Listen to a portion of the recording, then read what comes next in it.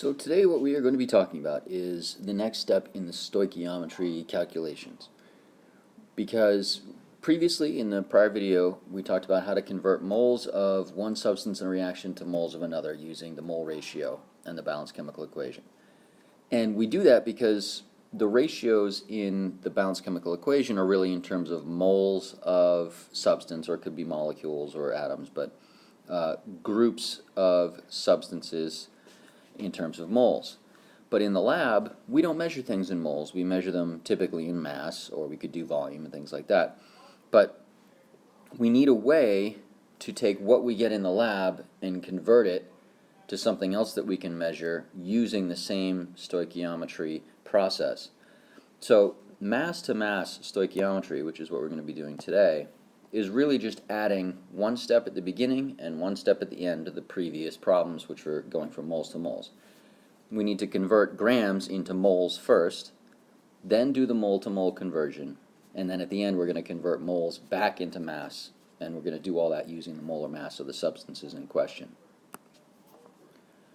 So this is the expanded map of how to solve these problems. This portion in the middle, moles of known to moles of unknown, is what we've done in the previous problems in the previous video using the mole ratio. The mole ratio is still the centerpiece. That's still the key to converting one substance to another in a chemical reaction.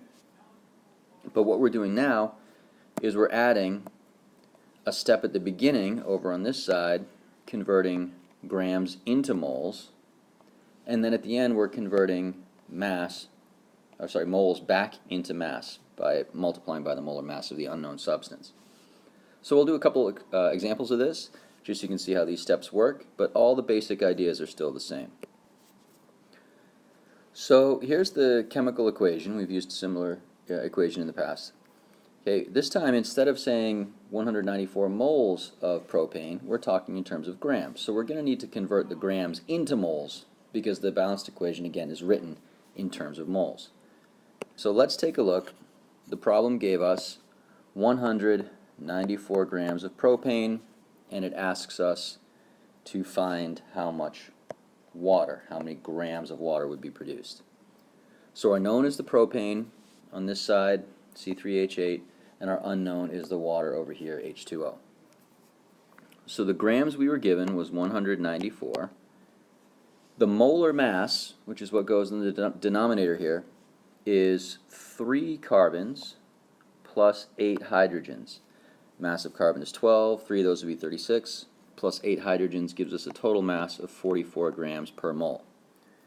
194 divided by 44 gives us 4.4 moles of propane. Now, in the previous problems, this is where we would have started with 4.4 moles of propane. We just had to add that one step at the beginning to convert the grams into moles. The mole ratio uses the same steps that we've done before. The unknown, again, is the water, and that has a coefficient of 4. The known is what we were given, which was propane, which has a coefficient of 1. So 4.4 times 4 over 1 is 17.6. And in the other problems, this is where we would stop. 17.6 moles of water would be produced by 4.4 moles of propane. But the question, in this case, we want to know is how many grams of water would be produced. And in order to get from moles back into grams, we have to use the molar mass of the unknown. So the molar mass of water, which is 18 grams, 2 hydrogens plus 1 oxygen. We multiply 17.6 by 18, and we get 316.8 grams of water would be produced. Let's try another example just to show you again where these numbers are coming from and where to plug them in. Same equation. This time we want to know how much propane it would take to produce 264 grams of CO2. So this time our unknown is the propane, and our given, or our known, is 264 grams of CO2. So this is just kind of backwards because we're given the product and we want to know how much reactant it would take to produce that. But the process is going to be exactly the same. So again, 264 grams of CO2 is our known. Our question is how much propane would it take? So the grams given was 264. Now Coincidentally, the molar mass of CO2 is the same as the molar mass of propane. It's 44 grams. When we divide 264 by 44, we get 6 moles. Okay, that goes in here. 6 moles of CO2 have been produced. The coefficient of our unknown again in this question is the C3H8, propane, which has a coefficient of 1 up here. And in the problem, the known here is the CO2, which has a coefficient of 3. So 6 times 1 over 3 is 2 moles of propane would be required. And the molar mass, again, 44 grams. It's a coincidence that both of these problems have used 44 grams, and in this case we're using it for both substances. Most of the time that's not going to happen. It'll always depend on the substances you're working with. So 2 times 44 is 88 grams.